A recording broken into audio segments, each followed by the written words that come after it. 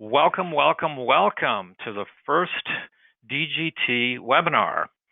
I miss seeing everybody and enjoying all the delicious food at the kettle, but we have to be creative in times like these, and so we're presenting our very first webinar with Steve Diamond, candidate for Board of Supervisors. Good morning, Stephen. Morning, Larry. Good morning, everyone else. Well, afternoon now. Good afternoon, everybody. That's right. It's afternoon now. All right. So I just want to let everybody know this webinar is being recorded for later playback. So if you want to hear it again or send a link to the recording to anybody, you'll be provided with that.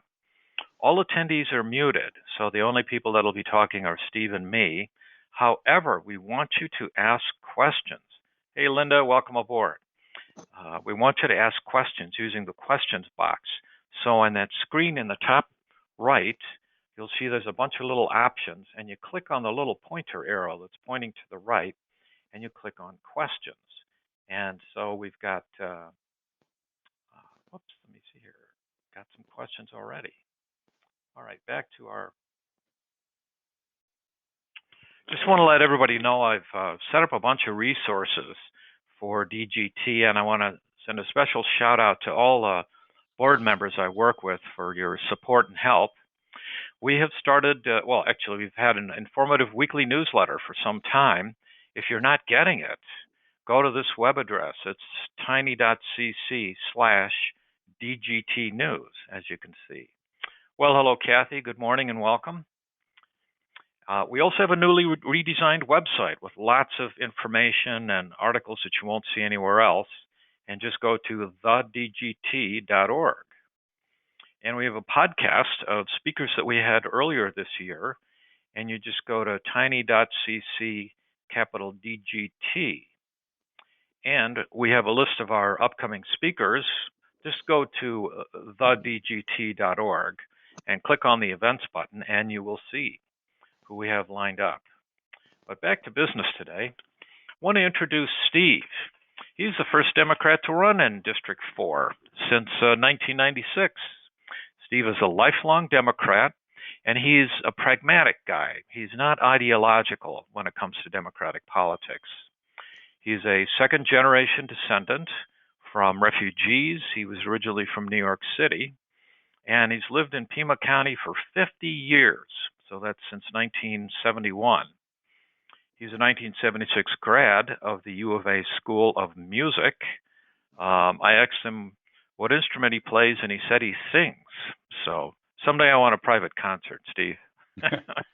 Okay. Steve has a 40-year career in information technology, and it's a good thing because everything's going online these days.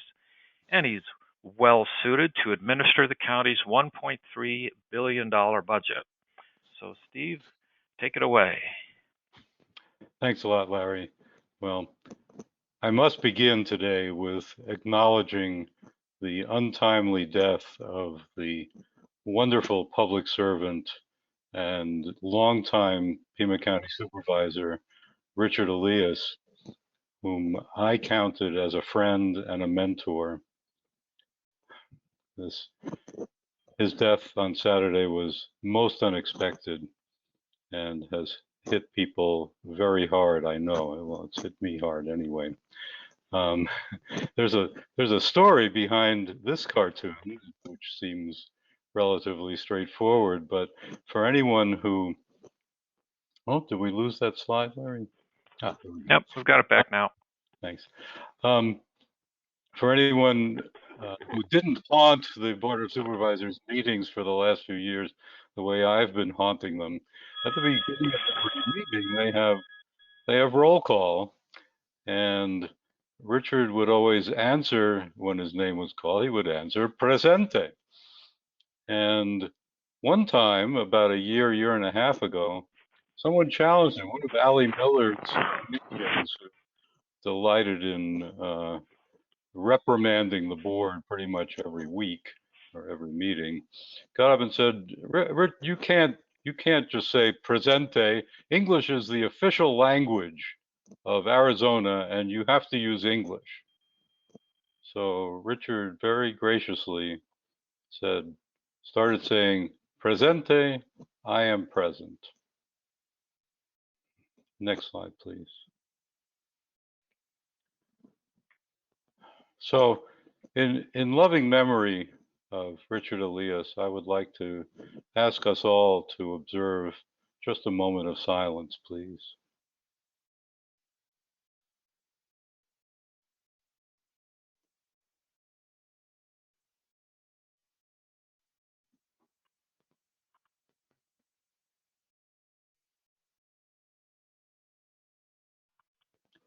Thank you. Now, this cartoon from Fitz at the Daily Star, for those who, like me, have little or no Spanish, I had to look it up. But what he's saying is hugs, and there's Cesar Chavez saying, "Yes, we can." It's a beautiful representation, and I wanted to tell another story about Richard. He was one who supported and encouraged me in running for this office from the beginning. Back in September of last year, the only people I had really talked to about it were a couple of close friends who I blame for instigating me into doing this in the first place, and of course my partner, who was initially extremely negative about the idea, and then for some unknown reason one day she changed her mind completely and she said, "Steve, you know, I think this is the right next thing for you to do."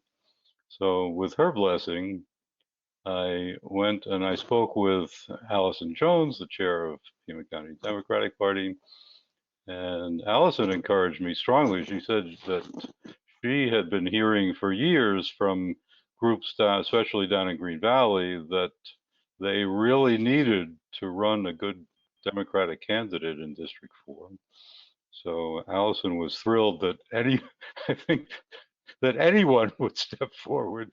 It didn't really matter who it was, but I don't know, I'm perhaps selling myself a little short, but Allison was very encouraging, and she's been extremely helpful. And one more story about Richard. So I had met with him several times throughout the fall, and he was always. Larry, we lost that slide again. Yeah, sorry about that. Okay, there we go. There it is. Richard was always very supportive, very helpful. He told me a lot of things. He vetted me. He said, "Do you really know what you're getting into?" And I'm sure I didn't. I'm sure I still don't. I'm learning more every day about what's entailed. But after a few of these meetings, one day last December, I think it was, I called him up. I phoned him and he answered the phone, "Supervisor." And I said, "Richard, don't you think that's a little premature?" And he said, "Well, it sounds good, doesn't it?" So that was Richard, and I miss him terribly. I'm sure I will continue to miss him, but I take his example as the inspiration for this campaign. I can't hope to fill his shoes the way he filled them, but I really take his service, his attitude of uncompromising principle, of always speaking his mind, as really the essence of public service with honesty, with integrity, and with a whole heart.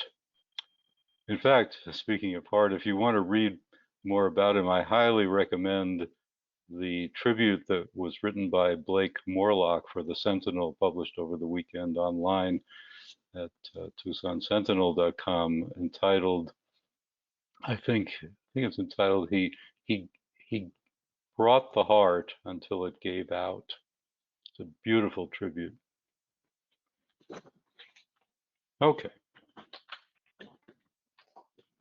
on with the show. Next slide, please.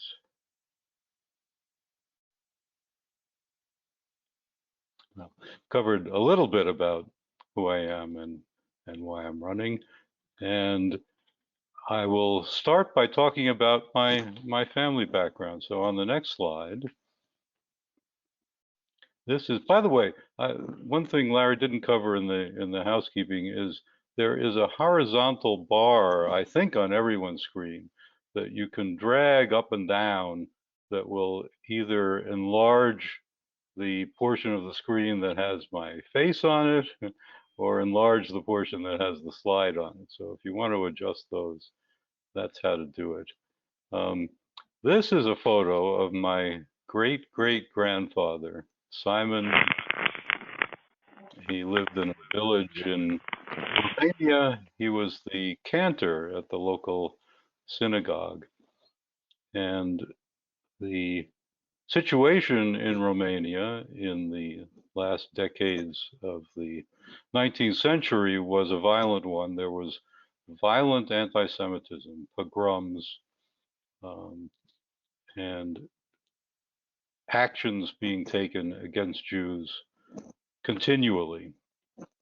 And my great-great-grandfather stuck it out. I don't know anything about the later years of his life. What I know, though, is that his son, my great-grandfather, decided to leave Romania in the early 1890s, and he brought his two youngest sons to New York City. One of them was my grandfather.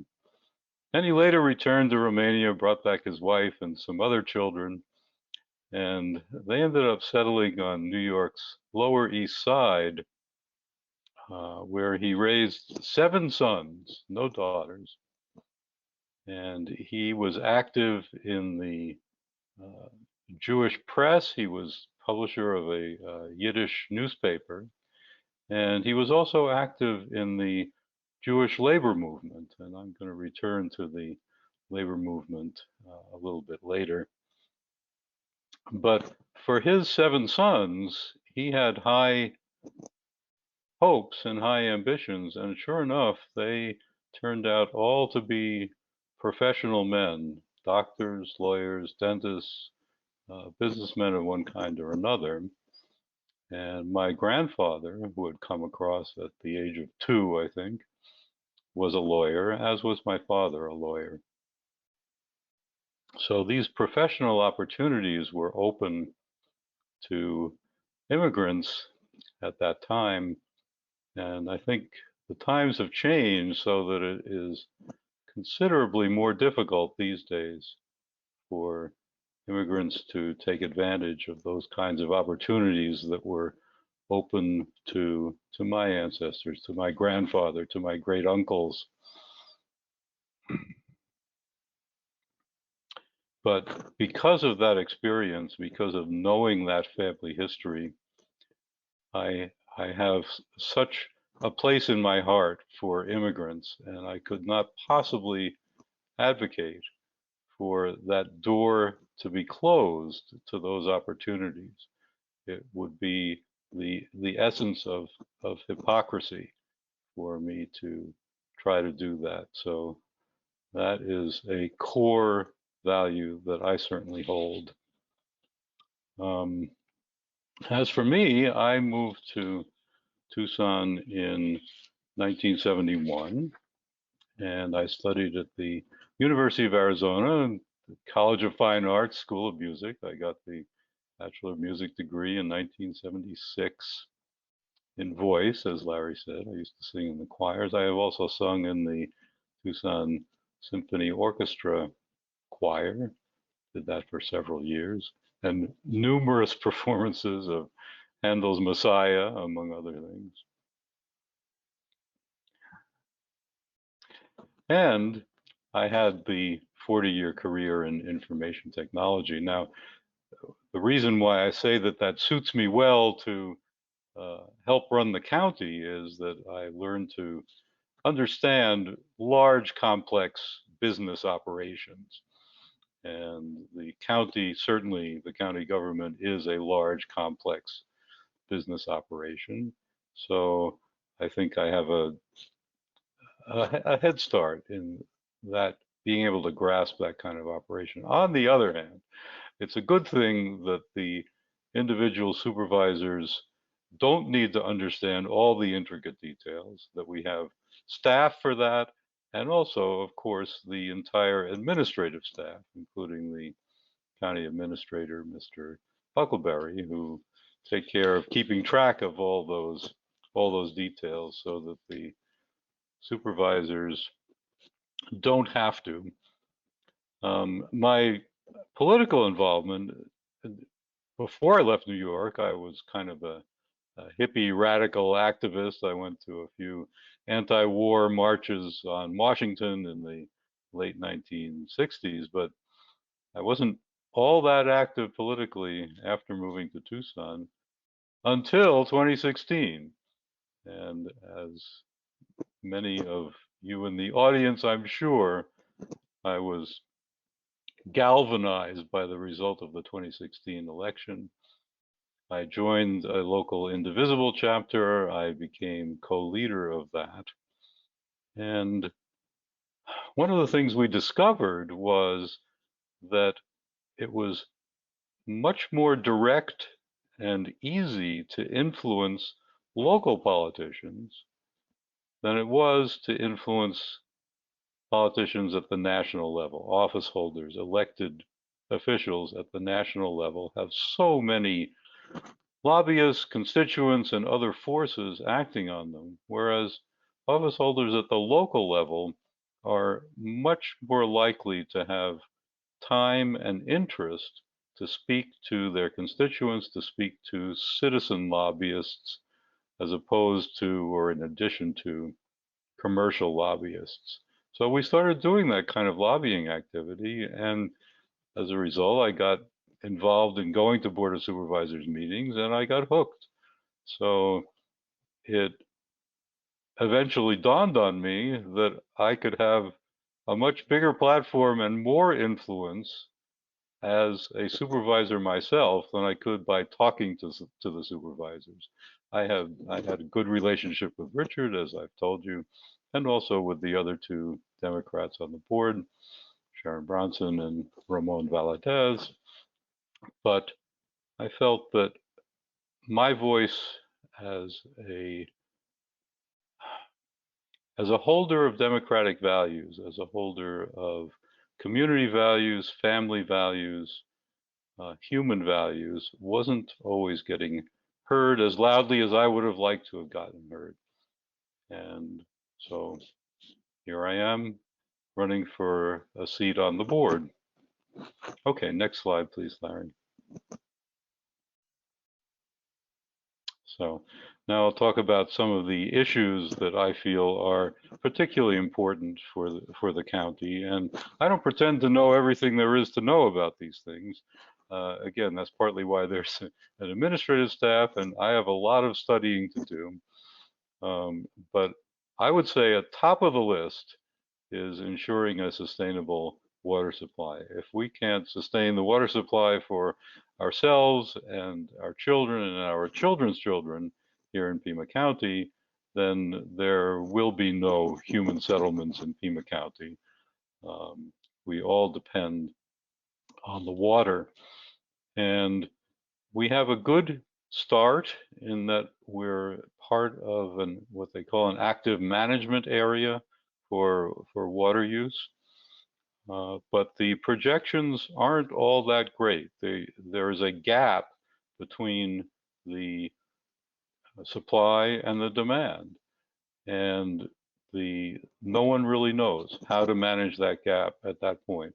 I think there is more that we can be doing.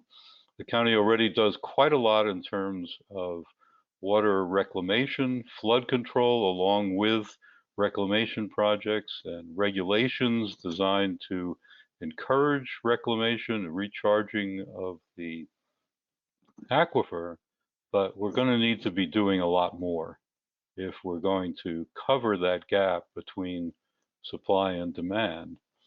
And so that's one of the areas that I definitely look forward to finding out more about and to working on. Next slide. And that goes along with protecting the natural environment. And one reason it goes along with it is that a lot of the environmental preservation projects that the county has undertaken have to do with flood control and with water reclamation.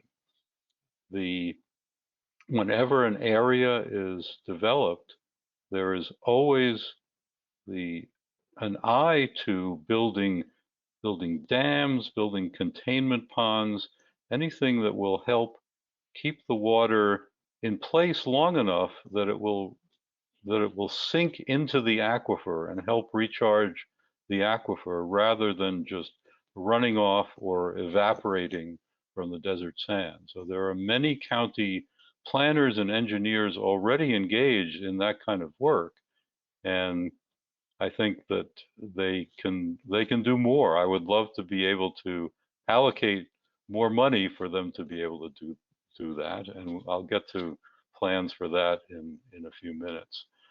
The natural environment was one of Richard's great loves, and he has been instrumental in helping the county to acquire lots of land that was originally privately held or federally held. These initiatives are not all that well known, I don't think. They've been reported in the press over the years, but I don't know that people are particularly aware. But the county has been buying up vast tracts of land in the Reddington Pass area. Several ranches are now owned by the county in the Altar Valley as well, and another large ranch near Arivaca. There are natural areas that have been developed for partially for recreation, mostly for preservation and for water reclamation, preservation of the riparian habitats. One example of that is the Cienega Creek natural area south of Tucson. If you don't know, Cienega Creek is the real name of what we call Pantano Wash when it goes through town. And there's a beautiful natural riparian area south of town that is partly open for recreation.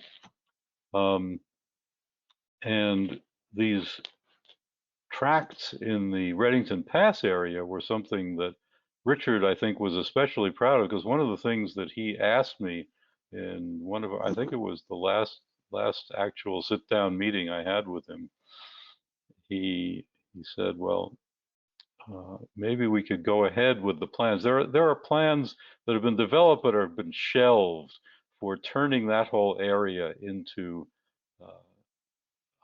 a wildlife conservation area, water conservation, and opening parts of it for public recreation. Some of it is already open, but the comprehensive plan for the area hasn't been taken to the point where it could be. And Richard said, you know, back in 1929, the board was very forward-looking and acquired the land which is now Tucson Mountain Park, Saguaro National Park West, and Saguaro National Park East. And that was a decision by the Pima County Board of Supervisors back in 1929 to buy that land. And so more land has been acquired, and Richard's dream was that there would be a Rincon Mountain Park in the Reddington Pass area. And I share that dream. I would love to see that developed, and I would love to see it named in his memory.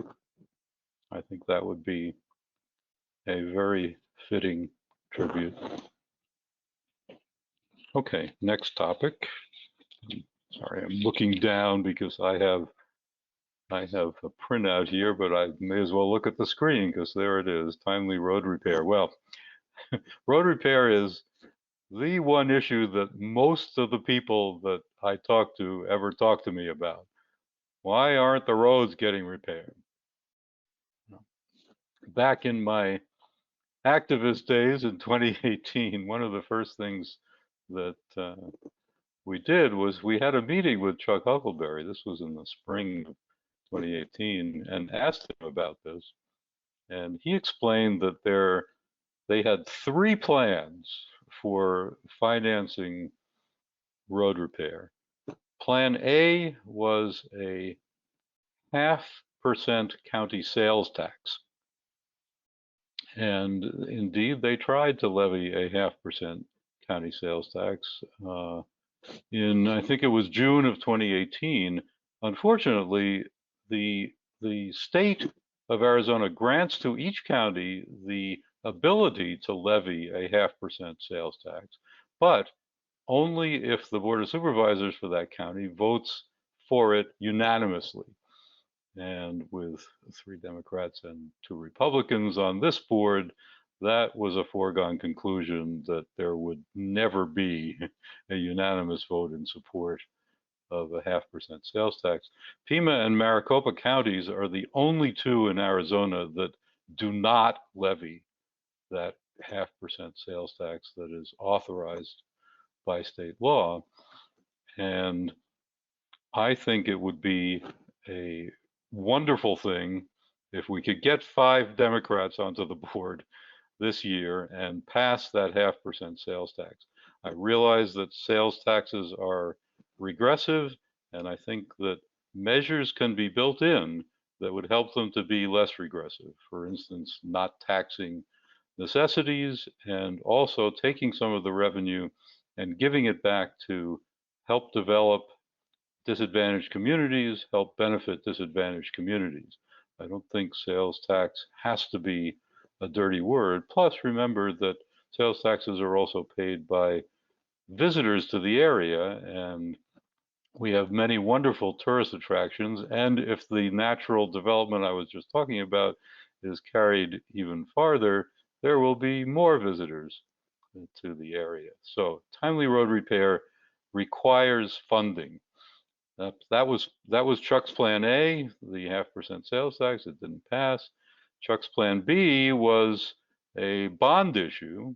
And you may remember, fall of 2018, there was a county bond issue on the ballot for $400 and some million, primarily for infrastructure, for road repair, and the voters did not approve it. So that was Plan B down the tubes.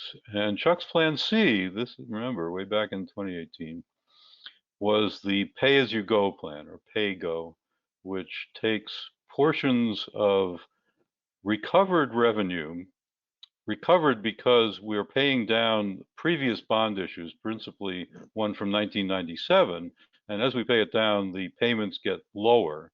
So without raising taxes, there are additional revenues made available to the general fund that can be allocated toward roads, toward infrastructure repair. And the board did pass that plan last year.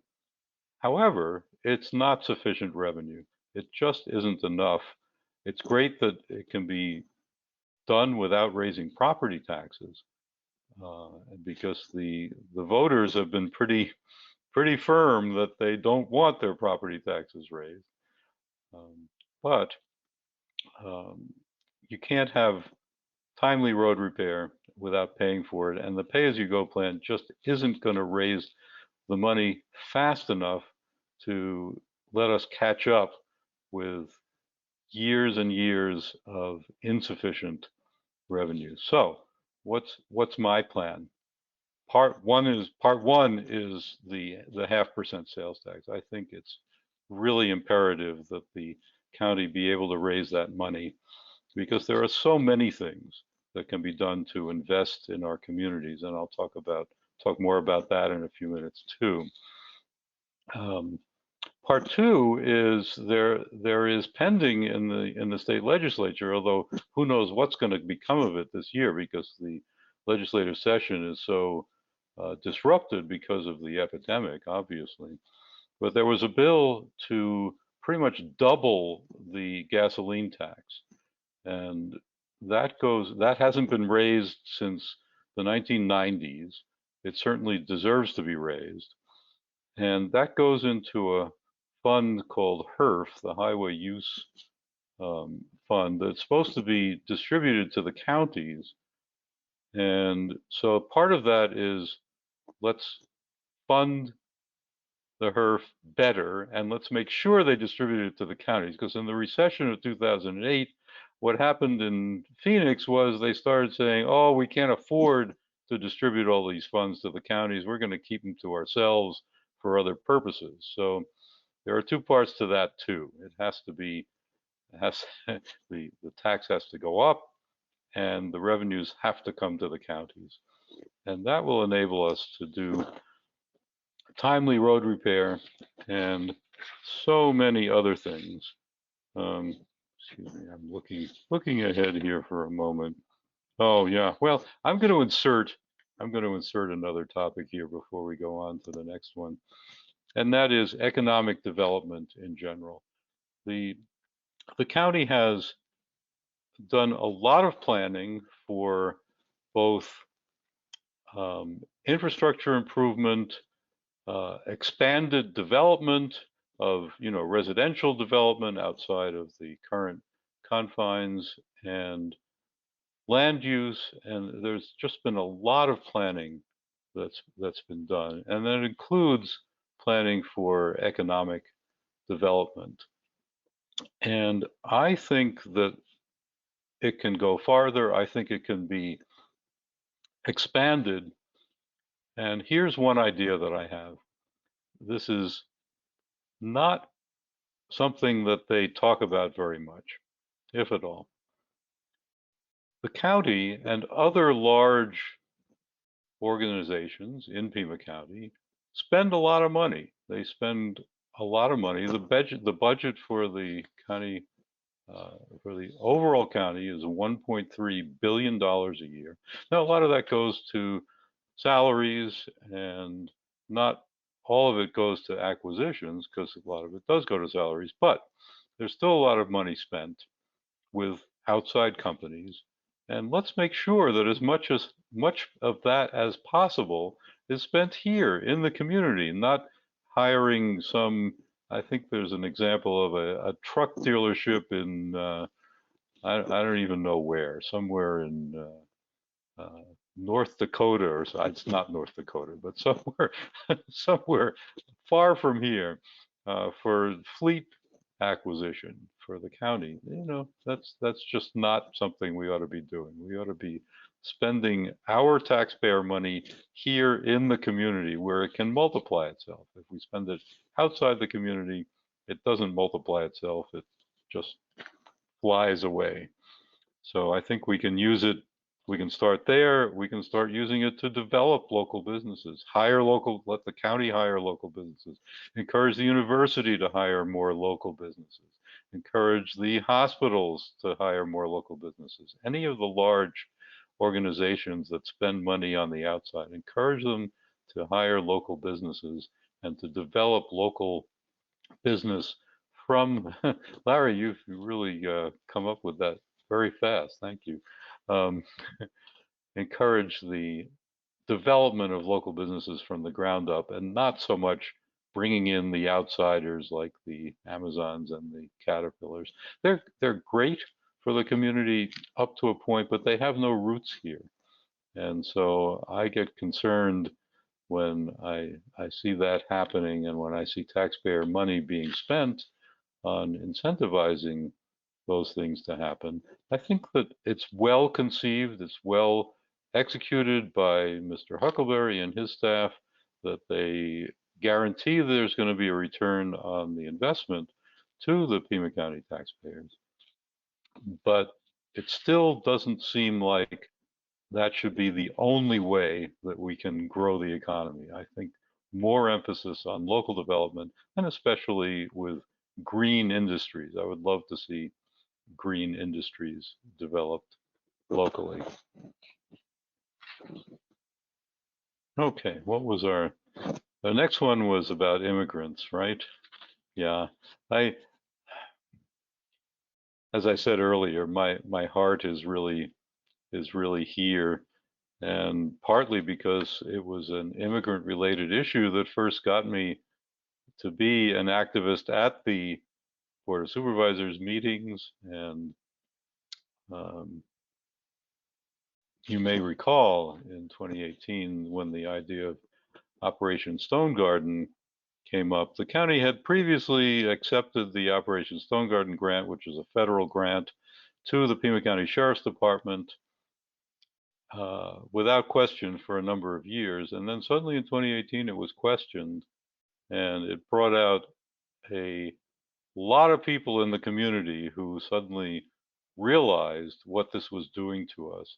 What it was doing is requiring Pima County Sheriff's deputies to collaborate directly with Border Patrol officers to work under Border Patrol direction in doing certain operations. And we were able to get that canceled. We were able to refuse the grant that year, and we were able to refuse it this year. And I count that as a big victory. I know some have different feelings about it, and I respect those. I know that people are concerned about public safety, but I assure you, I've studied this pretty closely, and those grants were not the best way of assuring public safety, because when the immigrant communities know that sheriff's deputies are collaborating with Border Patrol, they are much less likely to report crimes, to cooperate with local police in helping to solve crimes. And it just isn't good for the overall community safety at all. Also under this heading is the housing of refugees at the county youth detention center. That was another controversial issue last year when the monastery was closing down. They were looking for another facility, and people were saying, well, how could you possibly think it's a good idea to house these refugees in what was a detention center, what is set up as a detention center? It's inhumane. And if you read that article by Blake Morlock that I referred to earlier, you'll see what Richard's response was to it. He was initially listening to his friends and the social justice activists who were saying that it was a bad idea. And he changed his mind because it was the only viable idea for housing the refugees and for housing them safely and for housing them in a way where they could be cared for. And so he supported it, and I supported him in supporting it. The last issue I wanted to talk about was the Rosemont Mine. And you probably know about this. What I didn't know until recently is that even though Pima County has no real power, it's in federal hands whether this permit, which is currently in litigation for the umpteenth time, ever gets granted. But Pima County lobbying against this project has been instrumental in influencing the federal government as much as it has to delay this, and I hope to stop it. If any of you isn't familiar, spend a few minutes reading, just read the mitigation plan for Rosemont Mine, where they talk about the measures they're going to take to mitigate the water use, to mitigate the water pollution, to mitigate the air pollution. It reads like a horror story. There is no way on God's earth that those mitigation measures are going to be effective. In return for 10 to at most 15 years of economic profit coming out of that mine, which I hope never happens, we would be poisoning our water and our air for the next 1,000 years. That's what environmental scientists tell us. And it just is not worth the trade-off.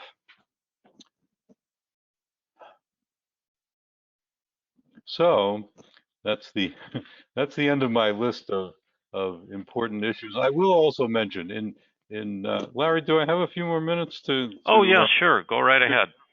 great, thanks. Um, Also in Richard's honor, I want to mention organized labor.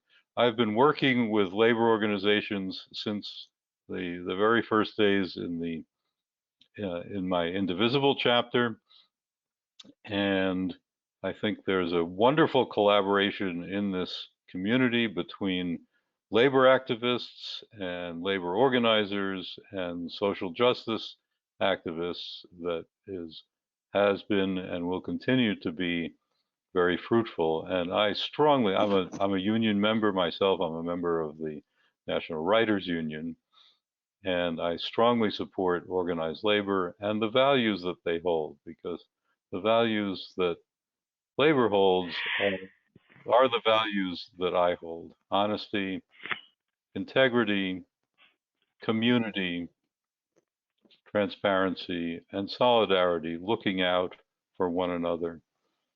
And I feel that in these days when we can't rely on the federal government to look out for us, we can't even rely on the state government to look out for us. Look at the confusion, look at the lack of leadership, look at the poor leadership that's coming out of Washington and that's been coming out of Phoenix.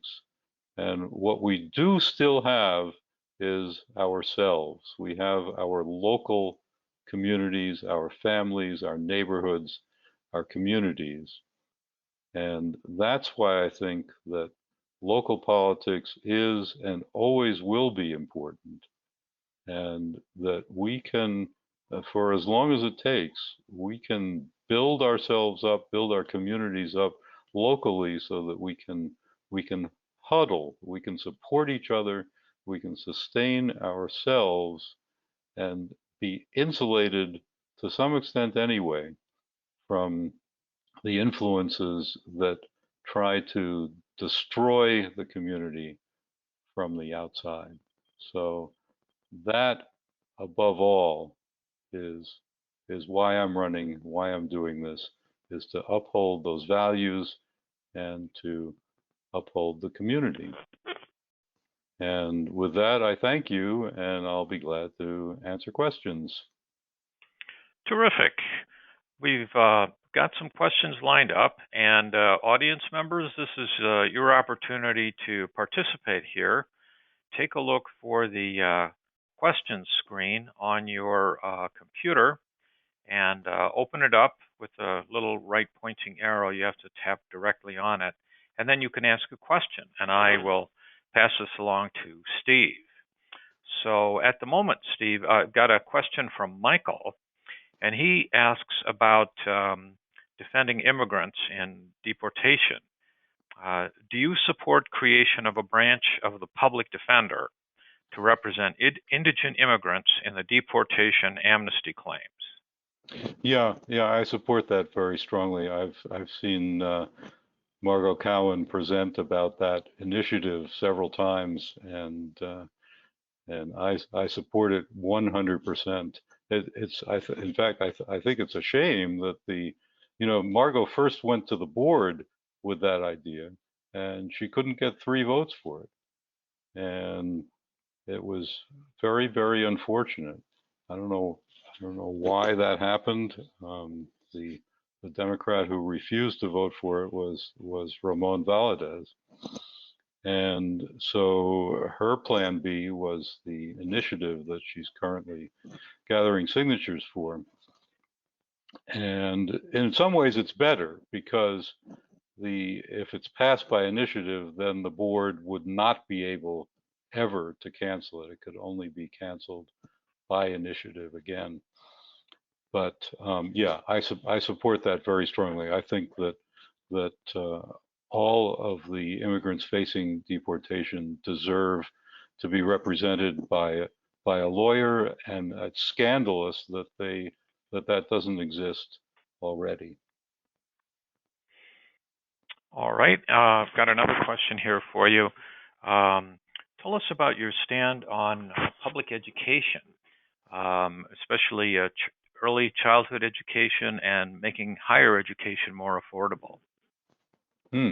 Yes, thank you. Early childhood education is something that I'm actually passionate about, and that's one of the reasons why I'm so interested in seeing the 0.5% sales tax passed, because it's going to take a lot of money to fund early childhood education properly.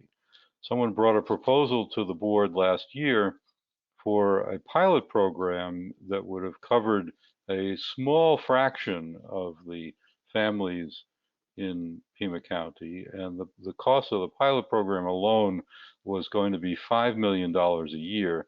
And the board didn't even approve that. They projected that the cost of doing it properly and covering every family that needed the service in the county was approximately $100 million a year. And that is a great deal of money, and it's only going to come from a large revenue source like that 0.5% sales tax. I don't think it's feasible to think of funding that from existing sources. And yet, studies have shown, and intuitively people know, that if you fund early childhood education, that the investment in the community is repaid 5, 6, 7-fold, because we end up with more stable community members, more productive community members, better educated community members. Um, and it's just a good thing. It's a win-win-win situation all around, but we have to find the funding to get it started. As far as higher education, that I haven't looked into that too much myself. Of course, the state university system is under the aegis of the state, but the community college system of Pima County is also very active, and I would need to find out more about its funding. I don't know how that would work, but again, in order to cut prices for the students, we have to find more money. Thanks. Okay. Here's an easy question. Becky wants to know if you have a website, and I believe it's votestevediamond.com. Is that right? Yes, it is. Yeah, there you go. Votestevediamond.com. There, if you go to votestevediamond.com, you will find the donate page, which you see on your screen there. And since it's there, let me mention that there is a campaign finance reporting deadline tomorrow. It's the end of the first quarter of the year, and the more donations that I can show this quarter, even if they're very small ones, if I can show a larger list of donors, that really helps build momentum for the campaign going forward. So if you would have spent a few dollars on lunch today, I would appreciate it if you could chip into the campaign fund. That would be wonderful. You will also find at votestevediamond.com a page for volunteering if you want to sign up for my newsletter, or sign up to do some things for the campaign, volunteer. You can do that with a form on that page. And let me say a few words about the plans going forward, since everything, obviously there's no campaign functions going on other than online, other than in the virtual world or on the phone. One of the initiatives that I'm going to start soon is phone banking and text banking. So if you want to do some phoning and or texting on behalf of the campaign, I'll be starting that up very soon. Just check the box that says phone banking when you fill out the volunteer form, and I will be in touch. Okay, we've got a bunch of additional questions. One of them comes from Steve and Christina, and they're inquiring about how do you feel about gun shows and background checks at the Pima County Fairgrounds? I would like to see universal background checks instituted. I think it can be a somewhat complicated issue. I talked to someone, a constituent the other day, who was telling me that if you do universal background checks, it's really the equivalent of universal registration, and then you're just encouraging under the table transactions between private parties. And I'm not sure I agree with that standpoint. I think that what we can do, we should do to control gun sales and to make sure that they are only sold to responsible individuals. So I would lobby um, the fair people to make that happen. You know, what's happening at the gun show is, and at the county fair for that matter.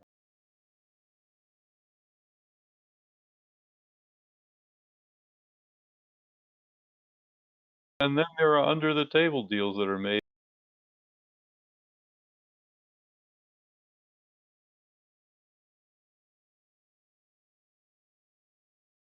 And I for All right, got another question here. Let me just look at the list. Steve, what power would you have on the board to transition the county's transportation and energy generation to carbon neutral sources? And can you commit to setting an aggressive timeline targets for achieving those goals? I would certainly commit to placing those goals high on the priority list. I am not sure everything that can be done. The county is already doing some infrastructure, converting to solar power. As for the transportation, though, I haven't even heard any talk about anything like all electric fleets. There may very well be talk, but if there is, I haven't heard it. So I have to say I definitely support the idea, but I don't know enough about it to know how it's going to be accomplished. Okay, we have a question from Carolyn. Carolyn would like to know, when is the next Pima County Board of Supervisors meeting to appoint a successor for Supervisor Richard Elías? I don't know. I haven't seen any announcement about that. Presumably, I mean, my guess is that they will meet this week, although to some extent they're constrained by state open meeting laws, which require meetings to be announced to the public so many days in advance of the meeting, and they require public access. So it may not be until the regular meeting next week that they're able to do that. So I don't know. I look forward to finding out along with everyone else. All right. Got a question here from Lillian. Lillian asks, Tucson property taxes are used to fund PAYGO, but not a dime will be used to repair Tucson roads. Will you make sure that some PAYGO money goes to repairing Tucson's roads? Yeah, I know. There's been a lot of discussion between city and county officials about that, and I don't really know what stage those talks are at. Some of the city council people have been very vociferous about saying that this is not a fair or a desirable way of doing things because of the factor that you mentioned, that the city wouldn't be receiving any of these funds. So yeah, I think that's the right idea, that some of it should go to the city, but I don't know how that's going to happen. I don't know whether they're going to have to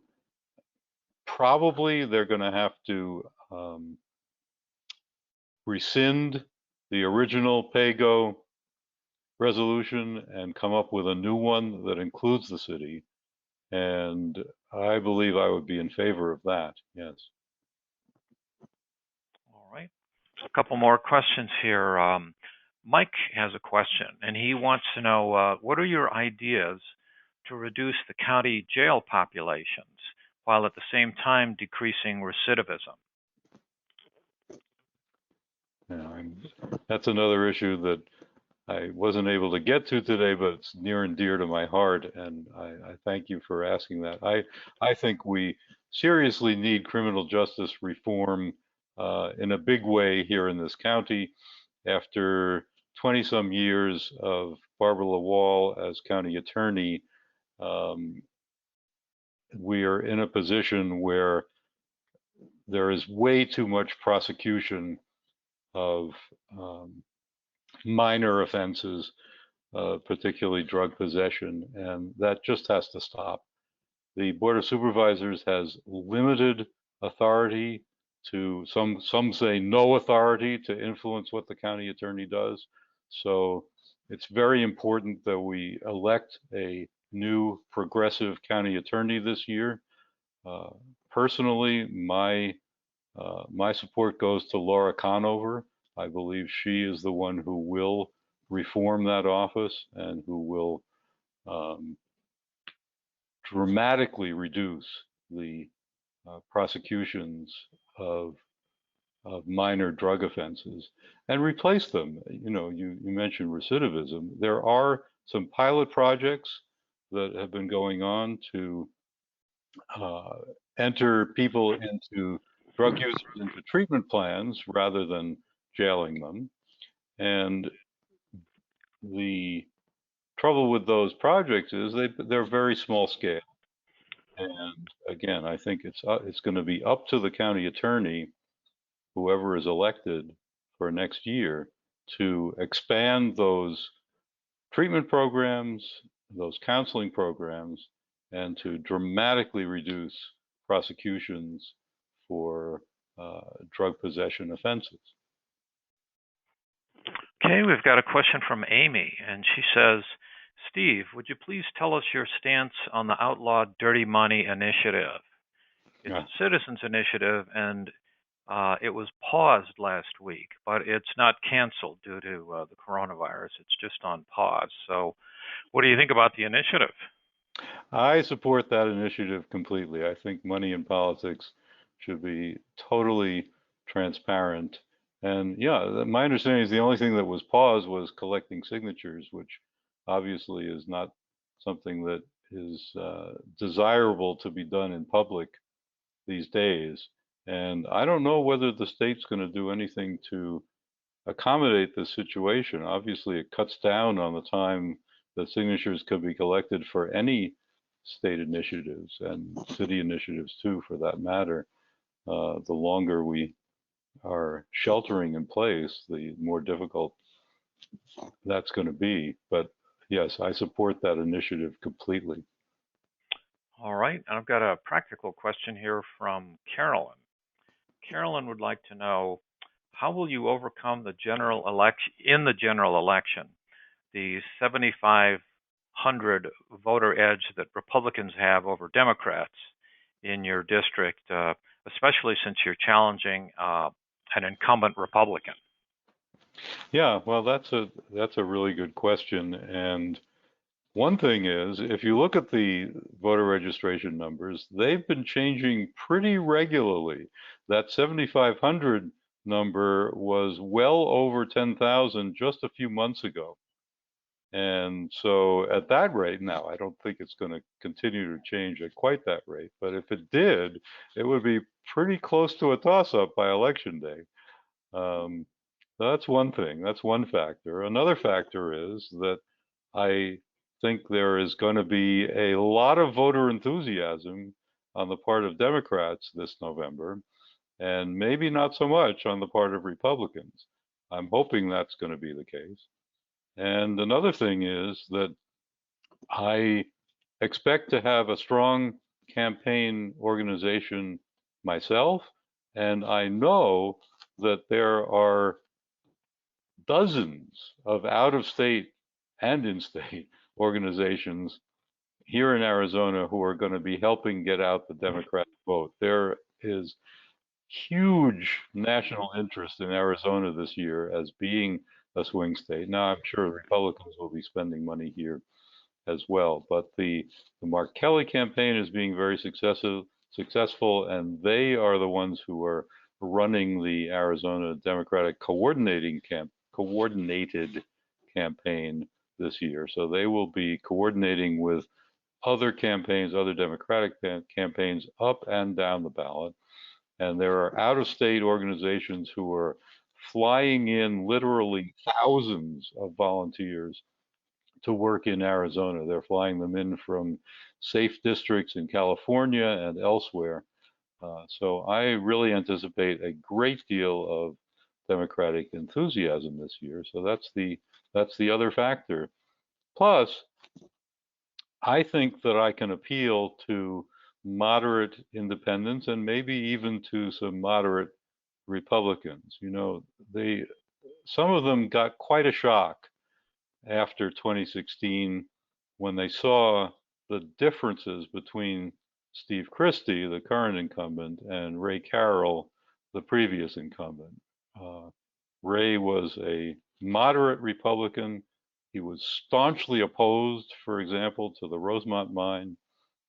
And Steve Christie is anything but a moderate Republican. He's a business-loving, Trump-loving person through and through, and he strongly supports the Rosemont Mine, for example. So they, even Republicans in the district, didn't quite get what they thought they were getting, I think. And some of them may be inclined to vote for me. In fact, if anyone knows a Republican or a few Republicans in the district who might be feeling that way, I'm looking to organize a Republicans for Steve Diamond club. And I think that would be a brilliant way of helping to ensure that outcome. And of course, another way, you know, Steve Christie is independently wealthy. He sold his car dealerships, and I'm certainly not. So that's why I appreciate every donation that comes in, because it will take money as well. All right. Well, thank you very much for your time. I want to encourage everybody who would like to support Steve, go to votestevediamond.com, and his email address is here. And he's basically saying, what can I do for you? So if you would like to get involved with Steve and, you know, get rid of a really awful incumbent, this is how you do it. And with that, Steve, do you have a parting comment for us? And then after that, we're out of questions, so we'll end the webinar. Well, my only parting comment is thank you very much. Thank you, Larry. Thank you, DGT board, and thanks to everyone who has attended and who has listened through all of this. I hope it was both informative and entertaining. Thank you very much. All right. Thank you, Steve, very much for your time. Wish you all the best in your campaign.